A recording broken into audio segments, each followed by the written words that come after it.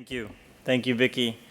I want to start off by thanking a few people. I want to thank Adam Emerson, our Executive Director for School Choice. I also want to thank Vicki Pineda, Noelle for all her work. She's around here somewhere.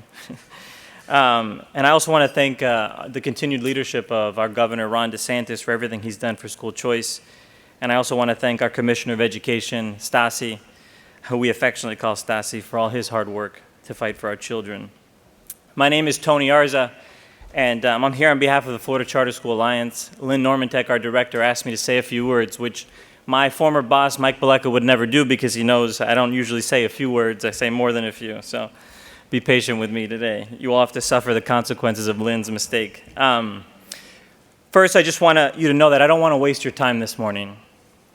I'm not interested in standing up here and telling you things that you already know. We all believe in school choice in this room. We're all committed to a parent's fundamental right to choose where their child goes to school. But I do want to take a moment to identify something that jeopardizes the success of the school choice movement. And it's never easy or comfortable to identify the challenges that face us. It's always easy to stop at our successes and our victories, but we must risk and be courageous enough to look at the challenges that face our movement. Because if we don't, we risk undermining the very reason why we fought for school choice in the first place. If we don't ask ourselves what we hoped for, what we hope to achieve by reforming the landscape of education, we risk confusing the current state of affairs with our destination. You know, in Plato's Republic, Book 6, he gives this example of this ship of fools. And he talks about a ship that's being driven by a captain that's blind, can't really see, not a very good navigator. And he says the people on the ship start to get concerned, so they want to take over the ship. But the problem is that if you become so focused on taking over the ship, and you forget that just having the power to drive the ship is not enough, you need to know how to navigate. You need to know how to read the seasons, the winds. It's not enough just to be the captain of the ship. Over 30 years ago, the mere possibility that families could choose where to send their children to school seemed like a fairy tale. But today, choice is the norm in Florida. We are now the drivers of the ship. The future of education in Florida is in the hands of our parents and families, and the burden falls on each one of us in this room to ensure that the options available measure up to the infinite dignity of the families we serve. Make no mistake about it. The school choice movement was never simply about choice. It was about better choices. It was about better schools. It was about better outcomes for the families that we serve. It was about rejecting the failed model of traditional public schools with their one-size-fits-all straitjacket that imposed a secular vision of reality on all those who could not afford a way out. 30 years ago, the driver of education in Florida and the broader U.S. was the traditional public school system with their unions. The problem was that under the leadership of traditional public schools, we were left with students graduating from high school without the ability to read, and children stuck in persistently low-performing schools. Our problem was not simply the lack of choices, it was that traditional public schools had by and large failed. In the midst of the rubble of the traditional public school system, we saw clearly that there was something wrong with public education. Those who were at the helm of the ship when it came to education in Florida were leading us nowhere and asking for more money. They fought hard to hold on to their power, and they're still devising strategies to resist competition. Instead of reform, they continue to misinterpret the desires of the family they serve. For all of their struggle for power and control over the public education system, the sad truth is that they never took the time to think about what they wanted to propose with that power. They never asked themselves why more and more Americans support school choice, why the families in Florida want the flexibility of the family scholarships. We, as the Alliance, advocate for charter schools in Tallahassee and in school districts. We fight to ensure that all of our member schools have a seat at the table when it comes to school choice. But our ability to advocate is dependent on the success of your schools. When we go to Tallahassee, the representatives want to know, what is the movement produced? What have we generated? They do not fund charter schools just because they believe in the idea in general, but because your charter schools are good. They see the value. They see the fruit. We have fought hard to take the lead of the ship and free families from the bondage of traditional public schools, but this is not enough. The school choice movement was not just about creating more schools, it was about creating better schools. And it's important for us to realize this fundamental point, because if we don't, we think that choice exists for choice's sake alone, but it doesn't. The ability to choose is not enough. The ability to choose is just the beginning. Because if the choices that are available are not good choices, if they're not better schools with better teachers and better curricula, then we sell our parents short. The real novelty in the school choice movement is that we have created the space for better schools by placing the needs and desires of real families at the forefront. We have empowered families to shape their schools.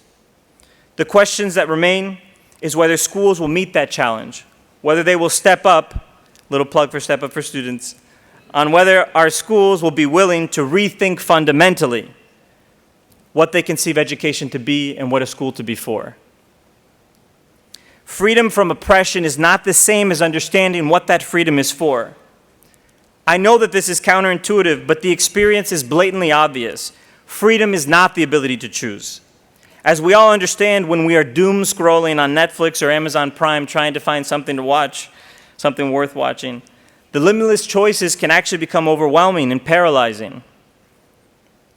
The limitless choices alone are not enough to make us feel free, because the ability to choose finds its worth in light of the more important question: what is worth choosing?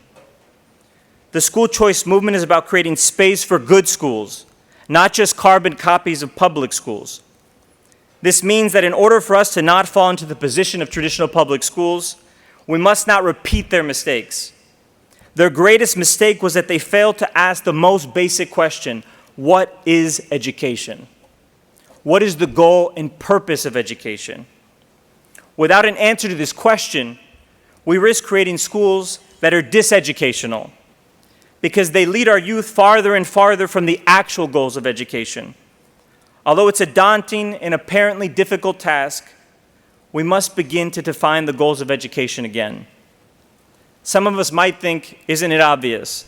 The goals of education are reading, writing, and doing math. But the problem is becoming ever more apparent. Not only has our public education system failed to deliver even on these basic skills, but these skills alone cannot be the purpose of education. They cannot be the purpose because we wouldn't consider a person educated who could read but could not distinguish between truth and falsehood, who could write but didn't know what was worth writing about, or someone who could merely calculate but only in order to steal, kill, and destroy. These skills become irrelevant if there is no idea of the good that animates them.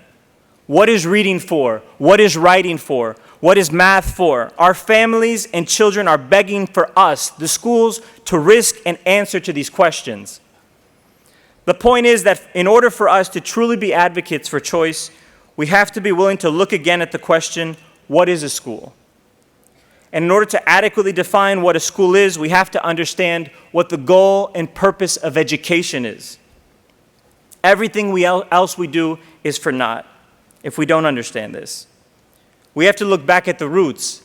And actually, in the introduction to the Florida Best Standards, it talks about the etymology of the word education, which is ex ducere, which means to lead forth or to lead out.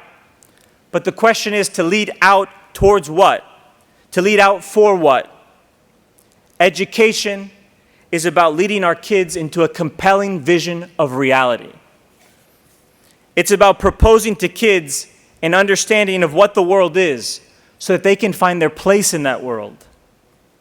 The alternative is to impose on our kids a cosmic homelessness with no sense of what is worth doing or pursuing. This is why kids, when they go to college, and I have students in my class at New College, they don't know what they want to study. Why not? Because we give them all of these skills, but they don't know what they're for. And the problem is sometimes we don't know what they're for. The problem that plagues public education is not just that we're not able to communicate these skills, though that's also true. The problem is that these skills prove to be meaningless unless they exist within an understanding of the world and what the world is and what's worth doing in that world. Our children are only going to care about reading if there are things worth reading about. Our youth are only going to care about writing if there are things worth writing about. And they're only going to be interested in calculating if there are things worth calculating for. All of these things serve something else. And unless we as a movement are willing to say, this is what these things are for, these are the books that merit our attention, this is what a school truly is for, then we take for granted that we know what a school is. We take for granted that we know what education is. And this is why the deregulation of charter schools is so important. The reason we need deregulation is not because we don't want accountability. It's because when the standards are the same, when they're homogenized, the schools look the same. And when the schools look the same, we've eliminated choice. Unless we allow charter schools to be truly innovative, freeing them from the prescriptive ideas of what they can be, we risk undermining the choices families have. This is the competitive advantage of private schools. They have the space to be innovative and teach within a comprehensive vision of what the world is. Charter schools need to be just as innovative. There is no reason why a school cannot make a clear judgment about what the world is and whether God created it, and even whether He redeemed it. The greatest threat to education is a one-size-fits-all secular ideology being imposed on our kids. I'll close with this. What has trillions of dollars in investments, both public and private, into pedagogical techniques, the science of reading, skills-based learning gotten us? Our problem is not money. It's not the means of educating. It's not the technologies. It's the fact that with all of our focus on techniques and pedagogical strategies, we've lost something fundamental, something that seemed minor in the beginning, in answer to the question, why do we educate at all? Life, every one of our lives is made up of seconds, minutes, hours, and days. What we choose to put in front of our kids is a reflection of what we think is worthy and worth their attention. What books merit their attention? What is worth reading about? How much time will we give to this over that? We have invested so much time and money in following John Dewey's vision of education, which was meant to produce better citizens, and yet we find more and more young people choosing violence. What happened to all the life training skills? You can teach someone how to be good, but nothing can replace the question, why should I be good? What is goodness? What is truth? Without these questions in our schools, our youth will search for answers on the vast corners of the internet. If we're in the educating business, we must not be blind, and we must look back at the decisions that were made and ask whether it was a good idea to ever create a one-size-fits-all model. We cannot ignore the cultural fragmentation that plagues us. The political divide that we see everywhere is the fruit of years of so-called educational neutrality, which was actually secular indoctrination. The school choice movement has reshaped this state and this country because taxpayer dollars are now serving the families that they were intended to. They do not prescribe and impose a secular educational proposal on families. What may be shocking to some is obvious to those who pay attention. The real people who live in this country want schools that do not skirt the questions that animate every human heart. Why do I exist? What am I here for? What is the meaning of my life? We have made it possible for families to shape the future of schools, and the schools will need to change to meet the needs of the students and families of this great state. The future of our movement will be defined by our ability to read the hearts of the families and students we serve, not sell them short with half-baked curricula. The time has come to propose a positive vision of the world for our students. Schools with a clear and compelling vision of reality. Schools must not proselytize the secularism that has failed our families and our youth, because this secularism is what defines the traditional public school system. And if public schools are wise, they too will begin to reconsider their ideas of education too. We are the wealthiest nation in the history of the world, and yet we are totally divided as to what is worth investing in. the power to choose was always only half the battle.